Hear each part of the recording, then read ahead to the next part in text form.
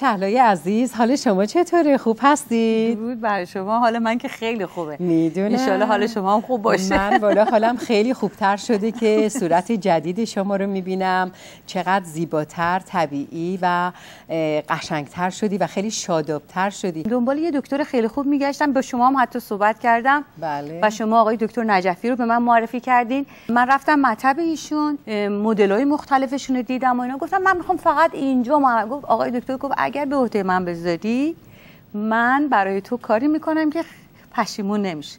و واقعا من تصمیمم اون موقع گرفتم، چون همه کاراشون رو دیدم، گفتم که دلم میخواد بیا پلو شما و این کارو شما برای من انجام بده. اومدم و پلو آقای دکتر و این کار رو انجام دادم.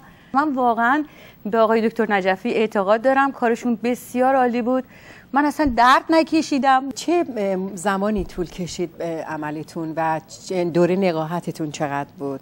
عملم فکر میکنم 6 ساعت طول کشید. بیهوشی هم اصلا نداشتم. خوابم کردن.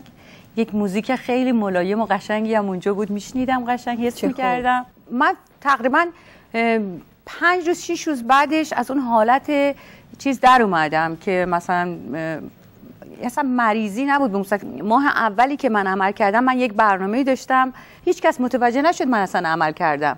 اینقدر خوب این کار رو انجام داده بودن و طبیعی بود. که حالا با این زیبایی فوق‌العاده‌ای که پیدا کردی و دست آقای دکتر نجفی در نکنه، کنسرت‌های زیادی میدی. من می‌خواستم ازشون خیلی تشکر کنم، به خصوص اینکه واقعا اون اخلاق خوبی که داشتن و به قول معروف من موقعی که رفتم باشون صحبت کردم گفتم آقای دکتر من این همه پول نمیتونم بدم. بعد آقای دکتر گفتش که اصلا مهم نیست، برای من پول مهم نیست. بله. اینه که من ازشون تشکر میکنم. بله. خیلی ممنونم ازشون که کار بسیار خوبی انجام دادن و زحمت کشیدن و امیدوارم که یوز بتونم جبران محبتشون رو بکنم. بله، البته آقای دکتر همیشه معروف هستن به طبیعی عمل کردن. شما به دیگر دوستانتون توصیه میکنید که اولا سوال منه، من واقعا توصیه میکنم از همه خانوم ها و آقایون فرق نمیکنه، کسایی که واقعا دلشون میخواد که به سالیان گذشته برگردن و بقیه عمرشون رو که میگذره احساس جوانی و شادابی و خوشحالی بکنن، چه بهتر که یه سری به مطب آقای دکتر نجفی بزنن و ببینن واقعا حرفی که من در موردشون میزنم این حقیقت. به هر حال من به شما تبریک میگم. مرسی، من به شما تبریک میگم برای خاطر اینکه شما به من معرفی کردین آقای دکتر رو. الان خیلی از خودم راضیم. الان خیلی واقعا خیلی قشنگ‌تر شده. رو آینه که نگاه میکنم خودم میگم خب چه کار خوبی کردم. خیلی کار خوبی کردید.